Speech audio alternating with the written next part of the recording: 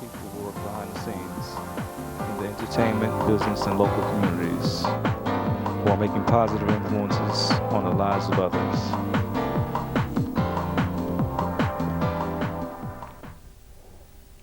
Welcome to Producer Profile. I'm your host, Stella Winston, and our guest producer today wants to do wholesome programming.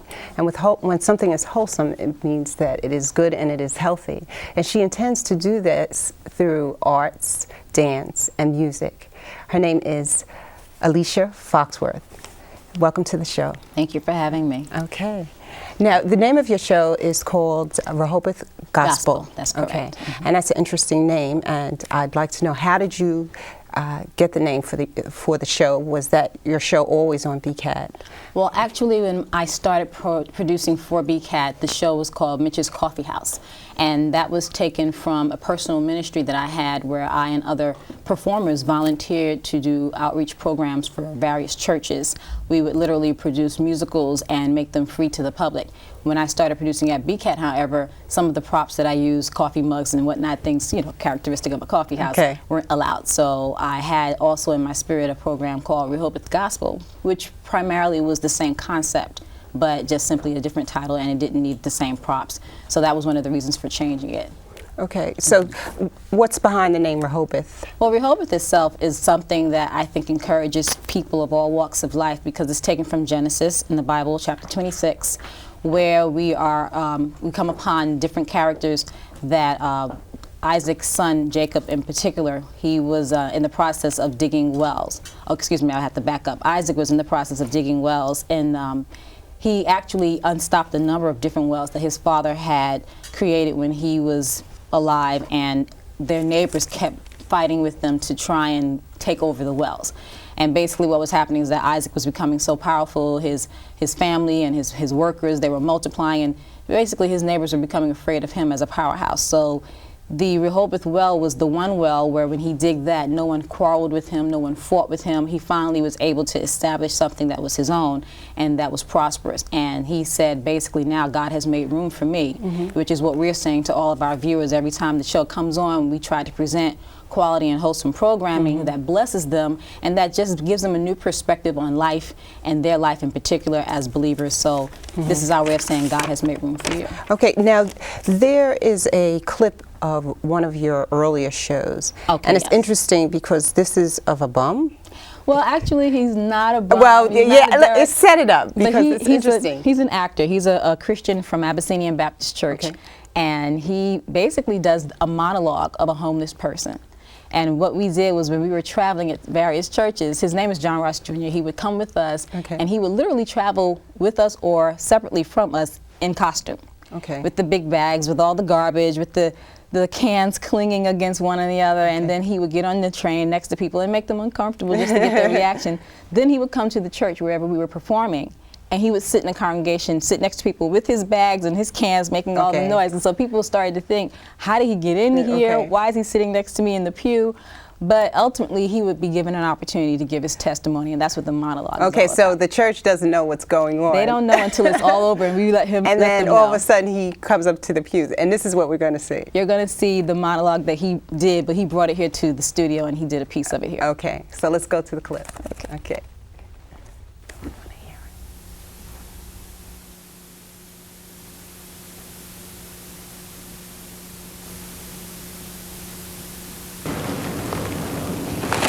How did I get this way? Well, it all happened one day when me and my wife, we took our pretty little baby to the doctor, you know, trying to be good parents, and didn't let the babysitter take her. I used to have a good home, a beautiful home, and a lovely wife, and such a pretty baby girl, and took her to the doctor, thinking that everything would be all right. So I got to my job, and by the time I got back from lunch to my desk, I got a phone call from the police department telling me to come down. So I didn't know what it was about, but I went down, and they told me my wife and my baby they'd been run over by a drunk driver, and my baby's dead and my wife is in a coma. Oh my God. I felt like my world had ended. My baby girl was gone. I felt like there was nothing else to live for. So I buried my baby, and I visited my wife in the hospital for months, and finally one day my wife was gone too. My beautiful wife and my lovely baby was gone. Oh God, why hast thou forsaken me, oh God? I gave up on everything, on God, on everything. I just started wandering the streets and didn't know which way to go. I got family, and I tried to move in with my brother, but that just didn't work out. So I started wandering the streets again, and one day at night I was sitting down in the rain trying to read a book. Cold I was cold. I was cold. I used to have a beautiful home, you know. My wife and baby are gone. And this man came up to me and said, boy, what you're trying to do in the dark and in the rain, you can't read no book. I said, but it's a good book, sir. He said, no, boy, that ain't no good book. I's got a good book for you. So he left me, and I saw him walk down in a supermarket, and he came back, and he handed me this. He handed me this. He said, this is a good book. He said, now I want you to read that good book, and you'll get the answer you need. This is a good book. So I opened the book. I'm talking with Alicia Foxworth, and she has a show called Rehoboth Gospel. And when does that show come on? It comes on every first Sunday at 11:30 in the morning on Channel 68. Okay. Brooklyn Cape. Now you have a production team. I do have a production team. I actually have worked with a number of volunteers for several years since the coffee house, and the people that have stayed with me and still work with me to this day for Rehoboth Gospel are namely Lorraine Gray. She is the makeup artist for the show, and she sometimes produces a segment or two of her own. And in addition to her, of course, is my husband, who is voluntarily a production assistant. Okay. And he does everything from refreshments to set design to just overall giving me his input. So that's my team. That's your team. That's my And you've been together team. for a while. Okay. Yes, he started helping us when we were just dating, and she and I, we've been together actually since we were teenagers. We tutored at a local elementary program, which was actually a youth center, but we used the elementary school building. And she tutored in one part of Bedford-Stuyvesant, and I used to tutor in another, and we had team meetings all the time. So we've actually known each other. For a while. Yeah, doing now, community service. There's a clip of her doing a piece on makeup for the church. That's right. One of the things that's really key about the relationship she and I have had is, being that this is a Christian lifestyle talk show, she brings her skills to the table doing all of our makeup, but she also talks to people on an individual basis about how to incorporate colors with theirs, and also about skincare. And so what we did was we had her on the show instead of behind the scenes, so that we could talk about the colors of spring, as it were, last season, and what the upcoming colors were. So that's what this interview is about. Okay, so let's take a look at that. Okay. Uh-oh. We're back. We're back. I guess as soon as that clip is queued up, we'll take a look at it. So what are we going to see? Does she have models in the... No, we didn't bring models in. Actually, she and I just literally talked about what the colors were. We talked about tips of taking care of your skin, some of the tools that you can use to apply makeup that are best, that are used more predominantly today. We touched on skincare for men as well, because that's something that, a lot of brothers don't take time out for. So it was a very helpful segment because it wasn't just fashion. Yeah, you know, I got a gift for a facial brush where you, and I find touched on it. you did really. Yeah. I mean, I just recently got that, and it is so good. I guess it takes off the dead skin, Precisely. and it gives your face such a glow. It really Really, does. I wish I had that years ago. Okay. Well, you know, the overall regimen of just taking good care of Yeah. yourself, getting the proper rest, getting the exercise, and having plenty of fluids Yes. is just one side of it. Then you have to take care of the other things. And like you said, you're shedding all the dead cells, so you get that off with a good exfoliating Yes. brush, and that Right. helps. Then you have the makeup. You know, you got to Okay. take care of the skin first. Then you can put on the natural highlight. Does she advocate like a certain brand of makeup, or does she? She does give you some endorsements Yeah. during the interview of Okay. what's actually best, what's good for women when it comes to foundation, so that our makeup doesn't rub off on someone's collar when you're giving them a hug in church Okay. and things like that. Okay. Yeah, But she also does the makeup for your shows, she right? does the makeup for all the shows, all the talent. Anyone that comes on the set, she sits them down, whether it's just powder or changing their entire look. If she doesn't think it complements your outfit, or if it won't work well with the backdrop that we have, then, you know, Okay. she takes it off. Now, we'll get back to that clip in a moment, but Okay. you know, I had the fortunate opportunity to work with your sister, Juanita. Yes, I Juanita Mitchell. worked with her on another show, and she has a beautiful voice. Absolutely. Tell me a little bit about your family background, because it's a musical background, isn't it? Well, not entirely. She actually has been singing since she was a Right. teenager, and we started working together when I started the coffee house, and she traveled with us. She's a first soprano, and she's a seasoned Christian. She is a missionary, a trained missionary. So going into the streets to do ministry, arts ministry, was second nature to her. Okay. And the entire family is, to some degree, all involved in ministry. My second eldest sister, she actually teaches in a parochial school, and she sings in the church choir.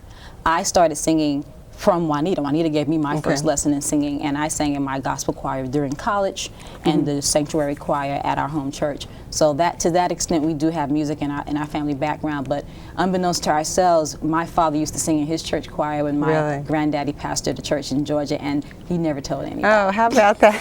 So the roots were It's in the there. blood. It's in the blood. We just didn't know. Well, we're going to hear some music right now. We're going to Okay. hear Handel's Messiah, Oh, and it's going to be great. performed by Medgar Everett's College Orchestra. Oh, I know Medgar So, Evers. okay, Oh, yeah. yes. One of their directors, Dixon Guillaume, he's an excellent director. They do very good work. Okay. Okay, so I'm looking forward to this. Yes, let's hear it. All right.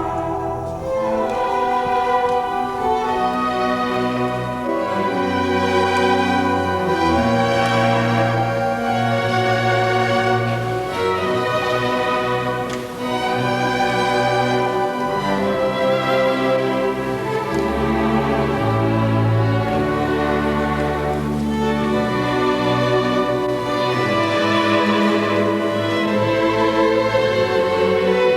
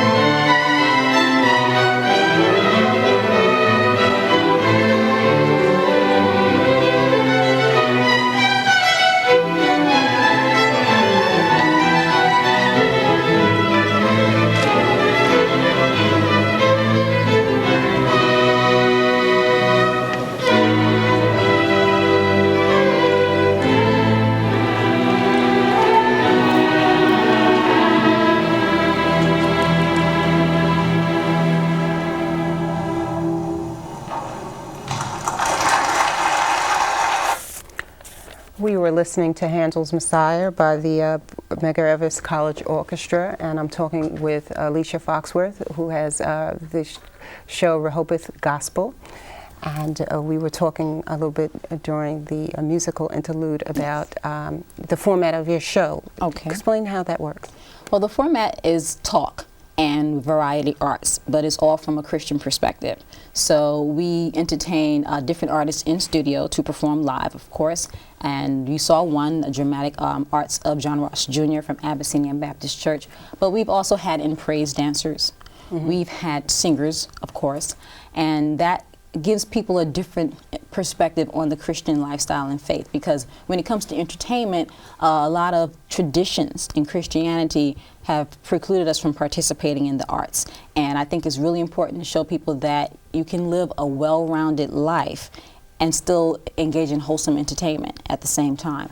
So that's one aspect of the show. We also like to sometimes show music videos of different Christian artists. So we receive music videos from different Christian labels that are out there. Gospel Centric will send us something with Kirk Franklin on it, or maybe Harmony Records will send us something with Nancy Jackson, and we'll put them up. We get a lot of music from Malaco and the Williams Brothers, some of their premier artists. And you know, we're always happy to put up the Christian artists in our industry, because I think that that's something we're making inroads in, but we still have a long way to go professionally. But as far as the talk format is concerned, the talk segments generally pertain to life and living in general. The Christian lifestyle is relevant to everybody because the church impacts so many aspects of our life. When we did the diabetes segment, we actually allowed one of our team members to produce that. Okay. And Lorraine Gray, the woman who does our makeup, actually did that on her own. It was something close to her heart, the health issue. And what she did was she brought in some people from NYU's Department of Health and Nutrition. We had a singer on the show that particular day actually who lives with diabetes. And she talked with the two of them about how the church is now becoming active in disseminating information for the health and healing of our community. And so that was a very informational segment. And a very important show, because that's diabetes is running rampant in this country. It is. And as well as around the rest of the world. So it's a very important show that you did. Now, the singer that was on there. Oh, her name was Terrellyn Lilly. Terrellyn Lilly. Yeah, she comes up under Pastor Rockford out in Brownsville. Now, we have a clip of an interview that you did with a singer. With a particular singer, Okay. yes. This particular segment was about the Christian business industry, music in particular, and she's an indie. She's a singer-songwriter. Okay. She writes her own material and her own compositions. And so previously, after we had her sing, we actually sat down and just talked about the inroads that she's making to this as a business. Okay, so let's go to the clip. Okay. Okay. Yes, it is. Are you shopping for a label, or do you literally want to have your own commercial enterprise? I want to have my own commercial enterprise. The advantage of being an independent or indie, as you say, is that you have creative control, whereas when you sign up with a record, major label deal, what happens, a lot of people don't know, is that although it is a music ministry, gospel music ministry, there is a business side to that. This is true. And a lot of times they get to create the image, and that image may not be you at all. Okay. So let's say God gives you something, and you know which direction, which way you would like to go in that. Yes. When you sign up, you don't always have that freedom. So I would like to have that. Okay, well, I understand where you're coming from, but I see a lot of secular labels as well as Christian labels that are popping up all over the place, and they're establishing divisions solely dedicated to gospel music, to Christian music. Do you not feel that they have a commitment to hiring the right people who understand the Christian faith, or who understand the type of image you're looking to promote for Christian music? Well, in a sense they do, but you know, each artist knows what's best for them, and for others, they may not have, you know, that problem. But like I said, you know, if God has blessed you with something and you know what He has given you, sometimes the audience people can feel when you're just following someone else's program rather than just being who God's made you to be. Is that right? Yes. Okay, well, you wrote that yourself now. Yes. You do a lot of writing? Yes, I love to. The Lord just started blessing me with songs again after the birth of my son in '97. Okay. And it's been a variety of them, gospel, jazz, you know, then what I call down Southern home gospel, Okay. you know. Keep it in the family. Exactly, exactly. And, you know, ballads as well. And it's just been a blessing. Well, would you write for other artists, or is this just for Bernadette's ministry? Well, I was always about Bernadette Harold's ministry. Very good. Yeah, she's excellent. We've had her on the show since that particular interview, and she's ministered for our first conference that we did this year, as a matter of fact. Now, let's look into the future a bit. Okay. What is your goal for Rehoboth Gospel for the next year, and then after that, for the next 5 years? Where do you see it going? Well, Rehoboth Gospel is in its infancy, so as far as the day-to-day operations are concerned, I would like to see us move from producing on one set to doing more on location. We are actually, my husband and I, renovating our basement so we can set up a permanent set in our brownstone, and that's going to be something we try to transition toward doing within 2002. We wanted to move also from doing just the monthly series to going on air week to week. And as we're accumulating more material and people are starting to ask for this as a venue to come on and present their arts and ministry, we see that as an opportunity we want to pursue. Which leads me to the next question. What has been the response to your show thus far? The response to the show has actually been very humorous. Initially, I did not think as many Christians or people in general were seeing the show because it comes on at 11:30, which is midday Sunday, and that's when everybody's in church. Yeah. But a number of churches nowadays have early morning services, and I found that a lot of people were going to their 8 a.m. service and coming home and turning on BCAT, and then they would walk up to members of my family in the street saying, "Hey, I saw Alicia on television." You didn't tell me she was on television, so that was really hilarious. Okay. And then I started to just bump into people slowly but surely after that. So do you feel the power of the medium when those moments happen? What's the I feeling believe like? in the power of the medium. Okay. I actually teach about the power of the medium. Yeah, I wanted to bring that out. You are an educator, right? I am an educator at the College in New Rochelle. Okay. It has a Brooklyn campus right here in Bedford-Stuyvesant, and I think it's very important that our young people, our young adults, understand the power of television, of film, of radio, and all the other different media. And that's one of the classes I teach in particular. I'm under the communications track, and we have introduction to mass media for that purpose. I try to bring in guest speakers from all the different media, film, TV, magazines, so that they can understand what it's like to be behind the scenes, know something about how the industry works, and then understand something about the power structure and how they're going to mobilize themselves to move into key positions as they start to form their careers, so that they can not just promote wholesome programming if that's their desire, but then being that many of the students there are people of color. It's also important for them to understand that as well. So I totally believe in the medium, the power of it, and then also making sure that the young adults understand it as well. Okay. And of course, critical analysis of the different mediums is very important. So that they can understand how it's utilized and to manipulate it properly. Right. Yes, Okay. absolutely. So let's get back to Rehoboth Gospel. Rehoboth Gospel. Okay, all right. So it's going to. When does it come on again? Again, it does come on every first Sunday, 11:30 in the morning, on Channel 68, Cablevision throughout Brooklyn. Okay. And you have a few upcoming shows this month. What is the show going to be on? Well, this month we're planning our holiday special, which is not just a typical Christmas show, but it's also incorporating Kwanzaa. Okay. Which is really great. We're real excited about that because a lot of Christians are not that familiar with Kwanzaa, and we've gotten some criticism in the past, not the Rehoboth staff, but people I've worked with on different projects, that Kwanzaa was not a Christian holiday.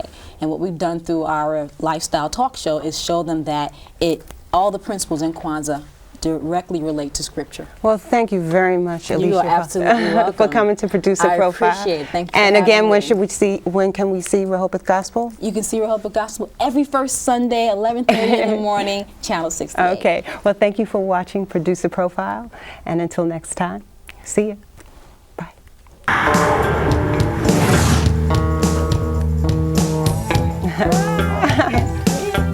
Sylvia. We're done. Okay.